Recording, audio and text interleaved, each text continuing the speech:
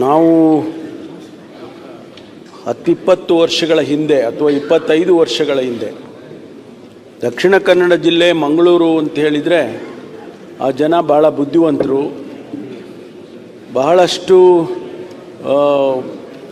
ಇಡೀ ದೇಶದಲ್ಲಿ ಅವರು ಎಲ್ಲ ಕಡೆ ಮತ್ತು ಅಂತಾರಾಷ್ಟ್ರೀಯ ಮಟ್ಟಕ್ಕೂ ಕೂಡ ಹೋಗಿ ಕೆಲಸ ಮಾಡಿ ಒಳ್ಳೆಯ ಹೆಸರನ್ನು ಗಳಿಸಿದ್ದಾರೆ, ನಮಗೆ ನಮ್ಮ ರಾಜ್ಯಕ್ಕೆ ಒಳ್ಳೆಯ ಕೀರ್ತಿ ತಂದಿದ್ದಾರೆ ಎನ್ನುವಂಥದ್ದು. ಇತ್ತೀಚಿನ ದಿನದಲ್ಲಿ ಏನಾಗ್ತಾ ಇತ್ತು ಅಂತ ಹೇಳಿದರೆ ಒಂದು 10 ವರ್ಷ 15 ವರ್ಷ ಇರ್ಬೋದು ಅಂದಾಜು, ಅಲ್ಲಿ ಕೊಲೆಗಳಾಗುವಂಥದ್ದು, ಗುಂಪು ಘರ್ಷಣೆ ಆಗುವಂಥದ್ದು, ಬಹಳ ಹೆಚ್ಚಿನ ಮಟ್ಟಿಗೆ ಒಂದು ಭಯದ ವಾತಾವರಣವನ್ನು ಸೃಷ್ಟಿ ಮಾಡ್ತಕ್ಕಂಥ ರೀತಿಯಲ್ಲಿ ಘಟನೆಗಳು ನಡೀತಾ ಇತ್ತು. ಅನೇಕ ಕೊಲೆಗಳಾಯಿತು. ಶಾಲೆ ಕಾಲೇಜಿನಲ್ಲಿ ಮಕ್ಕಳಿಗೆ ಒಂದು ರೀತಿಯಲ್ಲಿ ಸಂತೋಷದಿಂದ ವ್ಯಾಸಂಗ ಮಾಡ್ತಕ್ಕಂಥ ಪರಿಸರ ಹಾಳಾಯಿತು. ಅಧ್ಯಕ್ಷರೇ, ನಮ್ಮ ಪಕ್ಷದ ಅಧ್ಯಕ್ಷರು ಮಾನ್ಯ ಶಿವಕುಮಾರ್ ಅವರು ಕಳೆದ ಚುನಾವಣೆಯ ಸಂದರ್ಭದಲ್ಲಿ 23ರ ಚುನಾವಣೆಗೆ ಹೋಗುವ ಮುಂಚೆ ಪ್ರಣಾಳಿಕೆ ತಯಾರು ಮಾಡಬೇಕು ಅಂತೇಳಿ ನನ್ನನ್ನು ಪ್ರಣಾಳಿಕಾ ಸಮಿತಿ ಅಧ್ಯಕ್ಷನನ್ನಾಗಿ ಮಾಡಿದರು. ಆ ಸಂದರ್ಭದಲ್ಲಿ ನಾನು ಎಲ್ಲ ಜಿಲ್ಲೆಗಳಿಗೂ ಭೇಟಿ ಕೊಟ್ಟು ಅಲ್ಲಿ ಸಮಸ್ಯೆಗಳನ್ನು ಮತ್ತು ಏನೆಲ್ಲ ಅಭಿವೃದ್ಧಿ ಕಾರ್ಯಗಳನ್ನು ತಗೋಬೋದು ಅನ್ನೋದಕ್ಕೆ ಪ್ರಯತ್ನ ಮಾಡ್ತಿದ್ದೆ. ಆ ಸಂದರ್ಭದಲ್ಲಿ ನಾನು ಮಂಗಳೂರಿಗೆ ಹೋದೆ. ಮಂಗಳೂರಿನಲ್ಲಿ ಹೋಗಿ ಅಲ್ಲಿ ಇಂಡಸ್ಟ್ರಿಯಲಿಸ್ಟು, ಎಜುಕೇಷನಲ್ ಇನ್ಸ್ಟಿಟ್ಯೂಷನ್ಸ್ನ ನಡೆಸ್ತಕ್ಕಂಥವರು, ಸಿವಿಲ್ ಸೊಸೈಟಿ, ಅಲ್ಲಿ ಡಾಕ್ಟರ್ಸು, ಎಂಜಿನಿಯರ್ಸು, ಲಾಯರ್ಸು, ಇವರನ್ನೆಲ್ಲ ಪ್ರತ್ಯೇಕವಾಗಿ ನಾನು ಭೇಟಿ ಮಾಡಿದೆ. ಇನ್ಕ್ಲೂಡಿಂಗ್ ಮಾಧ್ಯಮದ ಸ್ನೇಹಿತರನ್ನು ಕೂಡ ಭೇಟಿ ಮಾಡಿದೆ. ಭಾಳ ನೋವಿನ ಸಂಗತಿ ಏನಂತ ಹೇಳಿದರೆ, ಅವರೆಲ್ಲ ಹೇಳಿದ್ದು ವಿಚಾರಗಳು ಸಂಕ್ಷಿಪ್ತವಾಗಿ ನಾನು ಹೇಳ್ತೇನೆ. ಇಲ್ಲಿ ಪರಿಸರ ಹಾಳಾಗಿದೆ, ನಮ್ಮ ಮಕ್ಕಳನ್ನು ನಾವು ಇಲ್ಲಿ ವ್ಯಾಸಂಗ ಮಾಡಿಸೋದಕ್ಕೆ ಕೂಡ ಕಷ್ಟ ಆಗ್ತದೆ. ನಮ್ಮ ಮಕ್ಕಳನ್ನೆಲ್ಲ ಬೆಂಗಳೂರಿಗೋ ಮೈಸೂರಿಗೋ ಕಳಿಸ್ತಾ ಇದ್ದೇವೆ. ಇಲ್ಲಿ ಬಹಳಷ್ಟು ಒಂದು ಕೋಮು ಸೌಹಾರ್ದ ಹಾಳಾಗಿದೆ. ಅದರಿಂದ ನಮಗೆಲ್ಲ ಒಂದು ಆತಂಕ ಆಗ್ತಾ ಇದೆ ಅನ್ನುವಂಥ ಮಾತನ್ನು ಹೇಳಿದೆ. ಆಗ ನನಗಂತೂ ಇಷ್ಟೊಂದು ಒಳ್ಳೆಯ ಜನ ಇರ್ತಕ್ಕಂಥ ಈ ಜಿಲ್ಲೆ, ತಮಗೆ ಕೂಡ ಗೊತ್ತಿದೆ, ಬೆಂಗಳೂರನ್ನ ಬಿಟ್ಟರೆ ನಮ್ಮ ಆರ್ಥಿಕ ವ್ಯವಸ್ಥೆಯಲ್ಲಿ ಬೆಂಗಳೂರನ್ನ ಬಿಟ್ಟರೆ ಮಂಗಳೂರು 2ನೇ ಸ್ಥಾನವನ್ನು ಪಡ್ಕೊಂಡಿದೆ. ಬಾಲಕೃಷ್ಣ ಆದರೆ ದುರ್ದೈವದ ಸಂಗತಿ, ಅಲ್ಲಿನ ಇಂಡಸ್ಟ್ರಿಯಲಿಸ್ಟು, ಸಣ್ಣ ಪುಟ್ಟ ಇಂಡಸ್ಟ್ರಿಗಳು ಇದ್ದಾವಲ್ಲಿ, ಆ ಇಂಡಸ್ಟ್ರಿಯಲಿಸ್ಟು ಕೂಡ ಏನು ಹೇಳಿದರು ಅಂದರೆ, ಯಾರೂ ಕೂಡ ನಮ್ಮ ಮಂಗಳೂರಿಗೆ ಬಂದು ಹಣವನ್ನು ಬಂಡವಾಳವನ್ನು ಹೂಡೋದಕ್ಕೆ ಹಿಂದಕ್ಕೆ ಹೋಗ್ತಾರೆ, ಯಾರೂ ಬಂಡವಾಳ ಹೂಡೋದಿಲ್ಲ. ನಾವಿಲ್ಲಿ ಬಂಡವಾಳ ಹೂಡಿದರೆ ನಮಗೆ ಏನಾಗುತ್ತೆ ಅಂತ ಅನ್ನುವಂಥ ಭಯದ ವಾತಾವರಣ ಇದೆ, ಆತಂಕ ಇದೆ ಅನ್ನುವಂಥ ಮಾತುಗಳು ಬಂದಾಗ ಸ್ವಾಭಾವಿಕವಾಗಿ ಆ ಜಿಲ್ಲೆಯ ಬಗ್ಗೆ ಒಂದಿಷ್ಟು ಪ್ರಶ್ನೆಗಳು ಬರ್ತವೆ. ನಮ್ಮ ಸರ್ಕಾರ ಬಂದ ಮೇಲೆ ನಾವು ಕಳೆದ 2-2.5 ವರ್ಷದಲ್ಲಿ ಅನೇಕ ಕೊಲೆಗಳಾಯಿತು ಮತ್ತು ಘರ್ಷಣೆಗಳಾಯಿತು, ಗುಂಪು ಘರ್ಷಣೆಗಳಾಯಿತು, ಕೋಮು ಸೌಹಾರ್ದ ಹಾಳಾಗಿದೆ ಅನ್ನುವಂಥ ಅನೇಕ ಘಟನೆಗಳು ನಡೆದ್ಬಿಡ್ತು. ಆಗ ನಾನು ಒಂದು ಬಾರಿ ಮಂಗಳೂರಿಗೆ ಹೋದಂಥ ಸಂದರ್ಭದಲ್ಲಿ ನನಗೆ ಇದನ್ನೆಲ್ಲ ಹೇಳಿದರು. ಅನೇಕ ಜನ ನಮ್ಮ ಶಾಸಕರುಗಳು ಕೂಡ, ಅವರಿಗೂ ಒಂದು ರೀತಿಯಲ್ಲಿ ಆತಂಕ. ಬೆಳಿಗ್ಗೆ ಇದ್ದರೆ ಅವರು ಪೊಲೀಸ್ ಸ್ಟೇಷನನ್ನು ಹೋಗ್ತಕ್ಕಂಥದ್ದು, ಯಾರನ್ನೋ ಬಿಡಿಸ್ಬೇಕು, ಯಾರಿಗೋ ಅವರ ಪರವಾಗಿ ವಾದ ಮಾಡಬೇಕು ಅನ್ನೋದು ಅವರಿಗೂ ಕೂಡ, ಅನೇಕ ಶಾಸಕರಿಗೂ ಕೂಡ ಗೊಂದಲ. ಆಗ ನನಗೆ ಹೇಳಿದರು, ಈ ರೀತಿಯೆಲ್ಲ ಆಗ್ತಾ ಇದೆ ಅಂತೇಳಿ ಹೇಳಿದಾಗ ನಾನು ಹೇಳಿದೆ, ನೋಡಿ ಇದನ್ನು ನಾವು ಅಪೀಲ್ ಮಾಡಿಕೊಂಡು, ಎಲ್ಲರೂ ಕೂಡ ನಾವು ಅಪೀಲ್ ಮಾಡ್ಕೊಳ್ಳೋಣ ಜನಸಮುದಾಯಕ್ಕೆ, ಈ ರೀತಿ ಆಗಬಾರ್ದು ಘಟನೆ. ಒಂದು ನಮ್ಮ ಊರಿಗೆ ಕೆಟ್ಟ ಹೆಸರು ಬರುತ್ತೆ, ವಾತಾವರಣ ಹಾಳಾಗಿದೆ, ಜನ ಭಾಳ ಭೀತಿಯಿಂದ ಬದುಕ್ತಾ ಇದ್ದಾರೆ ಎನ್ನುವಂಥದ್ದು. ಆಗ ನಾನು ಅಲ್ಲಿ ಅನೌನ್ಸ್ ಮಾಡಿ ಬಂದೆ, ಒಂದು ಸ್ಪೆಷಲ್ ಆ್ಯಕ್ಷನ್ ಫೋರ್ಸ್ ಮಾಡ್ತೇವೆ, ಇದನ್ನು ಹತ್ತಿಕ್ಕುವಂಥ ಕೆಲಸ ಮಾಡ್ತೇವೆ ಅಂತೇಳಿ ಮಾಡಿದ್ವಿ. ಅವರಿಗೆ ನಾವು ಟರ್ಮ್ಸ್ ಆಫ್ ರೆಫರೆನ್ಸ್ ಏನು ಕೊಟ್ಟಿದ್ದೇವೆ ಅಂತ ಹೇಳಿದರೆ, ಸುಮ್ಮನೆ ಎಲ್ಲರ ಮನೆಗೂ ಹೋಗಿ ರಾತ್ರಿ ಹೊತ್ತು ಹೋಗಿ ನೀವು ಜಪ್ತಿ ಮಾಡಿ ಹಾಗೆ ಅಂತಕ್ಕಂಥದ್ದು ಕೊಟ್ಟಿಲ್ಲ. ನಾವು ಯಾರೂ ಕೂಡ ಇಲ್ಲಿವರೆಗೂ ಸ್ಪೆಷಲ್ ಆ್ಯಕ್ಷನ್ ಫೋರ್ಸು ಯಾವುದೇ ಮನೆಗೆ ಹೋಗಿಲ್ಲ. ರೆಗ್ಯುಲರ್ ಫೋರ್ಸು ನೈಟ್ ಬೀಟ್ ಮಾಡ್ತಾರೆ, ಅವರು ಹೋಗಿರ್ಬೋದು. ಆದರೆ ಅವರಿಗೆ ಕೊಟ್ಟಿರ್ತಕ್ಕಂಥ ಟರ್ಮ್ಸ್ ಆಫ್ ರೆಫರೆನ್ಸ್ ಏನಂದರೆ, ದ್ವೇಷ ಭಾಷಣ, ಉದ್ರೇಕಕಾರಿ ಘಟನೆಗಳು, ಕೋಮು ಸಂಬಂಧಿತ ಘಟನೆಗಳಿಗಾಗಿ ಮಾಧ್ಯಮ ಮತ್ತು ಸಾಮಾಜಿಕ ಮಾಧ್ಯಮಗಳನ್ನು ಬಳಸುವವರ ಮೇಲೆ ನಿಗಾ ಇಡುವುದು, ಸಂಭಾವ್ಯ ಕೋಮು ಹಿಂಸಾಚಾರದ ಬಗ್ಗೆ ಕಣ್ಗಾವಲು ಮತ್ತು ಮಾನವ ಗುಪ್ತಚರ ಮೂಲಕ ಎಚ್ಚರಿಕೆ ವ್ಯವಸ್ಥೆಯನ್ನು ರಚಿಸುವುದು. ಆಮೇಲೆ ಪ್ರಾಬಲ್ಯದ ಮೂಲಕ ವಿಶ್ವಾಸ ವೃದ್ಧಿ ಕ್ರಮಗಳನ್ನು ಕೈಗೊಳ್ಳುವುದು, ಮೂಲಭೂತೀಕರಣವನ್ನು ಗುರುತಿಸಲು ಮತ್ತು ಮೇಲ್ವಿಚಾರಣೆ ಮಾಡಲು ಕ್ರಮಗಳನ್ನು ಕೈಗೊಳ್ಳುವುದು, ಕಮ್ಯುನಲ್ ಸಂದರ್ಭದಲ್ಲಿ ವಿಶೇಷ ಕಾರ್ಯಪಡೆ ಅಧಿಕಾರಿ ಸಿಬ್ಬಂದಿಗಳು ಅವರನ್ನು ನೇರವಾಗಿ ನಿಯಂತ್ರಿಸಿ. ಈ ಟರ್ಮ್ಸ್ ಆಫ್ ರೆಫರೆನ್ಸನ್ನು ಕೊಟ್ಟಿದ್ದೇವೆ ವಿನಾ ಅವರು ರಾತ್ರಿ ಹೊತ್ತು ಯಾರ್ದೋ ಮನೆಗೆ ಹೋಗಿ, ವಯಸ್ಸಾದವ್ರ ಮನೆಗೆ, ಒಂಟಿಯಾರವ್ರ ಮನೆಗೆ ಅಥವಾ ಅವರಿಗೆಲ್ಲ ಎಬ್ಬಿಸಿ ಅವರಿಗೆ ತೊಂದರೆ ಮಾಡ್ತಕ್ಕಂಥದ್ದು ಅವರಿಗೆ ಜವಾಬ್ದಾರಿ ಕೊಟ್ಟಿಲ್ಲ. ಇಲ್ಲಿಯವರೆಗೂ ಯಾವುದೇ ಅದಕ್ಕೆ ಅಂಥ ಉದಾಹರಣೆಗಳಿಲ್ಲ. ಆದರೆ ರೆಗ್ಯುಲರ್ ಬೀಟ್ ಪೊಲೀಸು ನೀವು ಹೇಳಿದ ಮೇಲೆ ಈ ನಮ್ಮ ಈ ಕ್ರಮದ ಜೊತೆಯಲ್ಲೇ ಬಂದಿದೆ. ಅದು ಯಾವಾಗ ಈ ಕಮ್ಯುನಲ್ ಇದು ಘಟನೆಗಳು ನಡೆಯೋದಕ್ಕೆ ಶುರುವಾಯಿತು, ನಾವು ಸ್ವಾಭಾವಿಕವಾಗಿ ಪೊಲೀಸ್ನವ್ರನ್ನ ಜವಾಬ್ದಾರಿ ಮಾಡ್ತೀವಿ. ನಿಮ್ಮ ಏರಿಯಾದಲ್ಲಿ ಏನೆಲ್ಲ ನಡೆಯುತ್ತೆ ಅದನ್ನು ನೀವು ನಿಯಂತ್ರಣ ಮಾಡದೇ ಇದ್ದರೆ ನಿಮ್ಮ ಮೇಲೆ ಕ್ರಮ ತಗೊಳ್ತೀವಿ ಅಂತ ಹೇಳ್ತೀವಿ ನಾವು ರಿವ್ಯೂ ಮಾಡುವಾಗ. ಅರಗಜ್ಞಾನದಿಂದ ಅವ್ರಿಗೆ ಗೊತ್ತಿದೆ, ಅಶೋಕ್ ಅವ್ರಿಗೂ ಗೊತ್ತಿದೆ, ಯಾಕೆಂದರೆ ತಾವುಗಳು ಕೂಡ ಗೃಹ ಸಚಿವರಾಗಿ ಕೆಲಸ ಮಾಡಿದ್ದೀರಿ. ಆದರೆ ನಿಯಂತ್ರಣ ಈಗ ತಾವು ಹೇಳಿ ಕಾಮತ್ರೆ, ನಾನು ಒಂದು ಪೀಸ್ ಸಮಿತಿ ಸಭೆಯನ್ನು ಮಾಡಿದೆ. ಮೊನ್ನೆ ಗೌರವಾನ್ವಿತ ಎಲ್ಲ ಶಾಸಕರುಗಳು ಕೂಡ ಬಂದಿದ್ದರು, ತಾವು ಕೂಡ ಅದರಲ್ಲಿ ಭಾಗವಹಿಸಿದ್ರು. ಎಲ್ಲರಿಗೂ ಒಂದು ರೀತಿಯ ಒಂದು ಭಾವನೆ ಬಂದಿದೆಯಾ ಇಲ್ವಾ? ಹೌದಪ್ಪ, ನಾವೆಲ್ಲ ಶಾಂತಿಯಿಂದ ಇರಬೇಕು, ನಮ್ಮೂರಿಗೆ ಕೆಟ್ಟ ಹೆಸರು ಬರ್ತಾ ಇದೆ, ನಮ್ಮೂರಿಗೆ ಬಂಡವಾಳ ಬರ್ತಾ ಇಲ್ಲ, ನಮ್ಮ ಟೂರಿಸಂ ಹಾಳಾಗ್ತಾ ಇದೆ, ಇದು ಆಗಬಾರ್ದು, ನಮ್ಮ ಮಕ್ಕಳಿಗೆ ಮುಂದೆ ಭವಿಷ್ಯ ಒಳ್ಳೆಯದ್ರ ನಿರ್ಮಾಣ ಮಾಡಿಕೊಡ್ಬೇಕು ಅಂತಕ್ಕಂಥದ್ದು ಬಂದಿದೆಯಾ ಇಲ್ವಾ? ತಾವು ಕೂಡ ಭಾಗವಹಿಸಿದ್ರಿ, ಮಾತನಾಡಿದ್ರಿ. ಎಲ್ರಿಗೂ ಬೇಕಾಗಿರೋದು ಒಂದು ಶಾಂತಿ ಇರಬೇಕು ಅಂತ. ಆ ಶಾಂತಿ ಸಭೆ ಕೂಡ ಯಶಸ್ವಿಯಾಗಿದೆ ಅಂತೇಳಿ ನಾನು ಅಂದ್ಕೊಳ್ತೇನೆ. ಮಾನ್ಯ ಅಧ್ಯಕ್ಷರೇ, ತಮಗೆ ಗೊತ್ತಿದೆ, ಅಲ್ಲಿಂದ ಇಲ್ಲಿಯವರೆಗೂ ಯಾವುದೇ ಅಂಥ ಘಟನೆಗಳು ಇವತ್ತು ರಿಪೋರ್ಟ್ ಆಗಿಲ್ಲ. ನಿಜ, ನಾವು ಅಂಕಿಅಂಶಗಳು ನೋಡಿದ್ರೆ ಅವತ್ತು ಅಷ್ಟು ಮರ್ಡರ್ ಆಗಿತ್ತು, ಇವತ್ತು ಇಷ್ಟು ಮರ್ಡರ್ ಆಗಿತ್ತು, ಇದೆಲ್ಲ ಹೇಳ್ಬೋದು. ಮನಸ್ಸುಗಳು ಒಂದಾಗಬೇಕಲ್ಲ.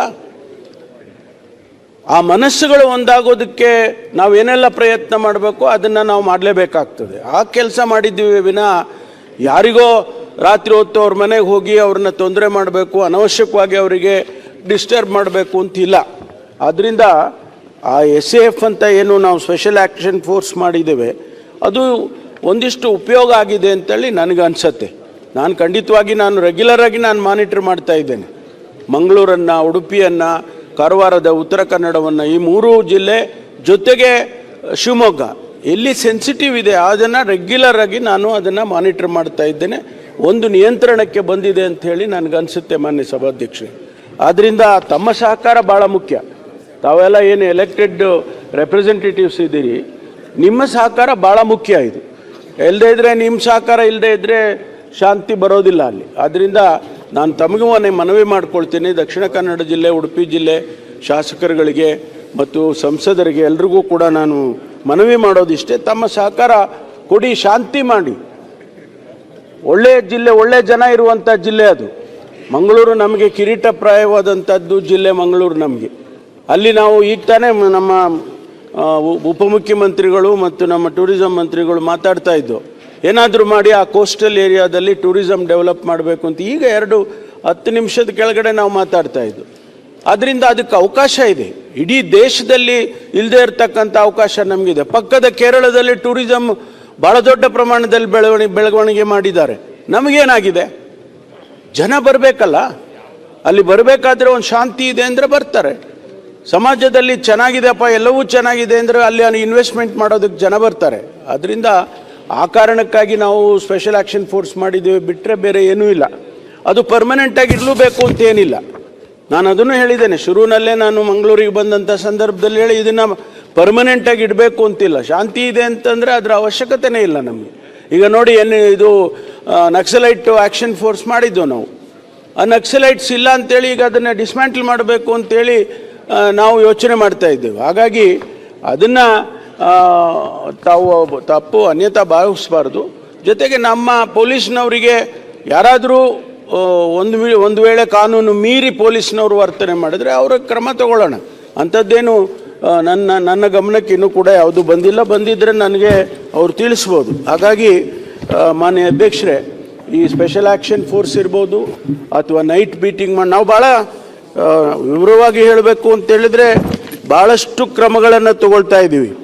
ಈಗ ಜಿಲ್ಲೆಯಲ್ಲಿ ಗಡಿ ಭಾಗದಲ್ಲಿ ಆಯಕಟ್ಟಿನ ಸ್ಥಳಗಳಲ್ಲಿ ಚೆಕ್ ಪೋಸ್ಟ್ ಮಾಡಿ ಅವ್ರನ್ನ ರೆಗ್ಯುಲೇಟ್ ಮಾಡ್ತಕ್ಕಂಥದ್ದು. ರಾತ್ರಿ ಹೊತ್ತೆಲ್ಲ ಯಾರು ಬರ್ತಾರೆ, ಯಾರು ಹೋಗ್ತಾರೆ. ಈಗ ತಾವು ಹೇಳಿದ್ರಿ ಕೇರಳದಲ್ಲಿ, ಅದು ಕೇರಳದಿಂದ ಭಾಳ ಜನ ಬರ್ತಾರೆ ಹೋಗ್ತಾರೆ, ಇದೆಲ್ಲ ಆಗುತ್ತೆ. ಅದನ್ನು ರೆಗ್ಯುಲೇಟ್ ಮಾಡಬೇಕಲ್ಲ.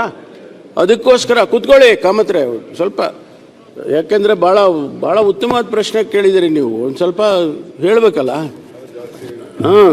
ಅಪರಾಧಗಳನ್ನು ತಡೆಗಟ್ಟುವ ನಿಟ್ಟಿನಲ್ಲಿ ಗುಡ್ ಮಾರ್ನಿಂಗ್ ಬೀಟ್ ಅಂತ ಮಾಡಿದ್ದಾರೆ. ಬೆಳಗ್ಗೆನೆ ಬಂದು ನಿಮ್ಮನ್ನ ಅವ್ರು ಕೇಳ್ತಿರೋದು ಬಿಟ್ಟು ಇನ್ನೆಲ್ಲ ಹೇಳ್ಬಿಟ್ಟು ಅವ್ರು ಕೇಳಿದ್ರು ಯಾವುದು ಈ ಒಂದು ಉತ್ತರ ಕೊಡ್ಲಿ, ಗೋಹತ್ಯೆಯನ್ನು ಸೇರಿಸ್ಕೊಳ್ಳಿ ಅಂತ ಕೇಳಿದ್ದಾರೆ. ಆಯ್ತು, ಅದ್ ಬಿಟ್ಟು ಇನ್ನೆಲ್ಲ ಹೇಳ್ತಾ ಇದ್ದೀರಾ.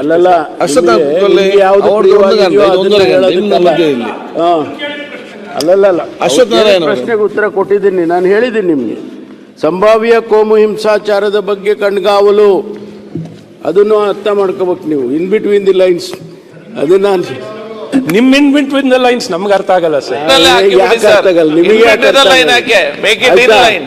ಈಗ ರಾತ್ರಿ ಗಸ್ತು, ಬೀಟ್, ರಾತ್ರಿ ರೌಂಡ್ಸು ಕಡ್ಡಾಯವಾಗಿ ನಡೆಸಲಾಗ್ತಿದೆ ಅಲ್ಲ. ಆಮೇಲೆ ರೌಡಿ ಆಸಾಮಿಗಳಿಗೆ ಜಾನುವಾರು ಕಳ್ಳತನ, ಸ್ವಾಮಿ ಅಶ್ವತ್ಥನಾರಾಯಣ ಅವರೇ, ಜಾನುವಾರು ಕಳ್ಳತನ ಮತ್ತು ಸಾಗಾಟ, ಮಾದಕ ದ್ರವ್ಯ ಸಾಗಾಟ ಪ್ರಕರಣಗಳ ಆರೋಪಿತರಿಗೆ ಭದ್ರತಾ ಕಾಯ್ದೆಯಡಿ ಪ್ರಕರಣ ದಾಖಲಿಸುವುದು, ಇದೆಲ್ಲ ಆಕ್ಷನ್ ಪ್ಲಾನ್ ಅನ್ನು ಹೇಳ್ತಾ ಇದ್ದೀನಿ. ಆದ್ರಿಂದ ಇವೆಲ್ಲವನ್ನು ಕೂಡ ಸೈಬರ್ ಕ್ರೈಮಿಗೆ, ಡ್ರಗ್ಸಿಗೆ ಎಲ್ಲವನ್ನು ಕ್ರಮ ತಗೊಳ್ಳೋದಕ್ಕೆ ನಾವು ಈಗಾಗಲೇ ಅದಕ್ಕೆ ಒಂದು ಮಾಹಿತಿಗಳನ್ನು ನಮ್ಮ ಪೊಲೀಸ್ನವರು ಪ್ರತಿಯೊಬ್ಬರಿಗೂ ಕೂಡ ಗೈಡ್ಲೈನ್ಸನ್ನು ಕೊಟ್ಟಿದ್ದೇವೆ. ಅದರಿಂದ ಈಗ ನಮಗೆ ಬೇಕಾಗಿರ್ತಕ್ಕಂಥದ್ದು ಮಾನ್ಯ ಅಧ್ಯಕ್ಷರೇ ಶಾಂತಿ ಬೇಕು, ಆ ಭಾಗದಲ್ಲಿ ಶಾಂತಿ ಬೇಕು. ಅದಕ್ಕೆ ಅವರ ಸಹಕಾರವನ್ನು ಕೂಡ ನಾನು ಕೇಳ್ತೇನೆ. ಓಕೆ ಅಶ್ವಥ್ ನಾರಾಯಣ್ ಅಲ್ಲಲ್ಲ, ಅವ್ರು ಅಷ್ಟು ಸುದೀರ್ಘವಾಗಿ ಮಾತಾಡಿದ್ದಾರೆ. ನೀವು ಹೇಳಿ ಸರಿ ಇದೆ, ನೀವು ಹೇಳಿ ಸರಿ ಇದೆ, ನೀವು ಹೇಳಿ ಸರಿ ಇದೆ. ನಾನು ಒಂದೇ ಒಂದು ಹೇಳ್ತಾ ಇದ್ದೀನಿ, ಏನು ಅಂತ ಕೇಳಿದ್ರೆ, ಗೃಹ ಸಚಿವರು ತಾವು ಬಹಳ ಅನುಭವಸ್ಥರು. ನಾನು ಹೇಳುವಂಥದ್ದು ಇಷ್ಟೇ, ಈಗ ಈ ಎಲ್ಲ ವಿಚಾರಗಳಿಗೆ ಪೊಲೀಸು ಏನು ಮಾಡಬೇಕು, ಏನು ಮಾಡ್ತಾ ಇದೆ ತಾವು ಹೇಳಿದ್ರಿ, ಸಂತೋಷ. ಯಾಕಾಗ ಆಗತ್ತೆ ಅಂತ ಹೇಳುವಂಥದ್ದನ್ನ ಪೊಲೀಸ್ ಇಲಾಖೆ ತಿಳ್ಕೊಳ್ಬೇಕು. ನಾನು ಹೇಳಿದೆ ಧಾರ್ಮಿಕ ನಂಬಿಕೆ, ಗೋವನ್ನ ಕಳ್ಳತನ ಮಾಡಿ ನಮ್ಮ ಮನೆಯಿಂದ ಕೊಂಡೋಗ್ತಾರೆ, ತಲವಾರನ್ನ ತೋರಿಸಿ ನಮ್ಮ ಮನೆಯಿಂದ ದಿನನಿತ್ಯ ತೆಗೆದುಕೊಂಡು ಹೋಗ್ತಾರೆ. ಯಾರು ಗೋಹತ್ಯೆ ಕೊಂಡೋಗ್ತಾರೆ ಪೊಲೀಸ್ ಇಲಾಖೆ ಗೊತ್ತಿಲ್ವಾ? ಗೊತ್ತಿದೆ.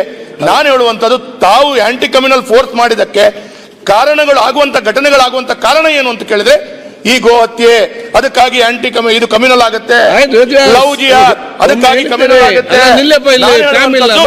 ಇದು ಎಲ್ಲವನ್ನ ಅದರಲ್ಲಿ ಅಂತ ತಮ್ಮ ಹತ್ರ ಕೇಳಿಸ್ತಾರೆ. ಎರಡನೇದು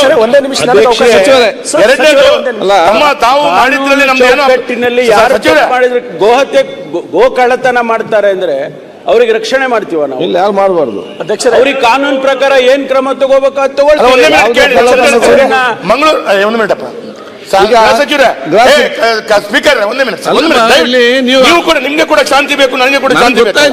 ಒಂದು ನಿಮಿಷ, ಇಲ್ಲಿ ಶಾಂತಿ ಇರಲಿ, ಇಲ್ಲಿಲ್ಲ ಅಲ್ಲಿ ಚರ್ಚೆ ಮಾಡ್ಲಿಕ್ಕೆ ಅಲ್ಲ ಸಚಿವರೇ, ಮಿನಿಸ್ಟರ್. ನಾನು ಹೇಳ್ತಾ ಇದ್ದೀನಿ ಇಷ್ಟೇ. ಈಗ ನಾನೊಂದು ಸೆಕೆಂಡ್, ಈಗ ಒಂದು ಸೆಕೆಂಡ್ ಸಚಿವರೇ, ಈಗ ಉತ್ತಮವಾದ ಚರ್ಚೆ, ಒಟ್ಟಾರೆಯಾಗಿ ಶಾಂತಿಯಲ್ಲಿ ಸೌಹಾರ್ದದಿಂದ ಇರಬೇಕು, ಪರಸ್ಪರ ಒಬ್ಬರೊಬ್ಬರು ಅರ್ಥ ಮಾಡಿಕೊಳ್ಬೇಕು. ನಮ್ಮಲ್ಲಿ ಅಲ್ಲಿ ದ್ವೇಷದಿಂದ ಗಲಾಟೆ ಆಗ್ತಾ ಇಲ್ಲ, ಒಬ್ಬನು ಭಯ, ಆ ಕಡೆ ಈ ಕಡೆ ಇಬ್ಬರಿ ಕಡೆಯಿಂದ ಕೂಡ ಕೆಲವರಿಗೆ. ಅದಕ್ಕಾಗಿ ನಿಮ್ಮ ಕಚೇರಿಯಲ್ಲಿ ಎಲ್ಲೊಮ್ಮೆ ಕರೆಸಿ, ಪೊಲೀಸ್ ಅಧಿಕಾರಿಗಳನ್ನು ಕರೆಸಿಕೊಂಡು ಏನೆಲ್ಲ ಸಲಹೆ ಸೂಚನೆ ಇದೆ, ಅವ್ರು ಏನೆಲ್ಲ ಪ್ಲಾನ್ ಇದೆ, ಅದನ್ನ ಹೇಗೆ ಸರಿಪಡಿಸಬೇಕು, ಅವರವ್ರು ಹೇಗೆ ಒಬ್ಬರೊಬ್ಬರನ್ನು ಅರ್ಥ ಮಾಡಿಕೊಳ್ಬೇಕು. ನಾವು ಮಾತಾಡೋ ಮಾತಲ್ಲಿ ಕೂಡ ವಿಷಯ ಆಗ್ತದೆ, ಕಳ್ಳತನದಲ್ಲಿ ಕೂಡ ಆಗ್ತದೆ, ಇನ್ನೊಂದು ಕಡೆ ಇದನ್ನೆಲ್ಲ ಕೂಡ ಕೂಡೀಕರಿಸಿಕೊಂಡು ಒಂದು ಸಿಸ್ಟಮ್ಯಾಟಿಕ್ ಮಾಡಲಿಕ್ಕೆ ಒಂದು ತಕ್ಷಣ ಮೀಟಿಂಗ್ ಕರೀರಿ, ನಾವೆಲ್ಲ ಅದರಲ್ಲಿ ಭಾಗವಹಿಸುವ. ಸೂಚನೆ ಕೊಡಿ. ಆಗುವಂತ ಹಲವಾರು ಕಳ್ಳತನದ ಬಗ್ಗೆ ಆದಾಗ ಎಲ್ಲಿಯೂ ಕಮ್ಯುನಲ್ ಆಗಲ್ಲ ಸರ್, ಕಳ್ಳತನ ಆದಾಗ ಕಮ್ಯುನಲ್ ಆಗಲ್ಲ. ಆದ್ರೆ ಒಂದೇ ಅಧ್ಯಕ್ಷ, ಕೊನೆಯದಾಗಿ ಒಂದು ಹೇಳ್ತೇನೆ, ಸಚಿವರು ಹೇಳಿದ್ರು ಈ ಹಿಂದೆ ಮಾನ್ಯ ವಿರೋಧ ಪಕ್ಷದ ನಾಯಕರು ಮತ್ತು ನಮ್ಮ ವಿರೋಧ ಪಕ್ಷದ ನಾಯಕರು ಮತ್ತು ನಮ್ಮ ರಾಜ್ಯಾಧ್ಯಕ್ಷರು ಮೊನ್ನೆ ಮಂಗಳೂರಿಗೆ ಬಂದಿದ್ರು.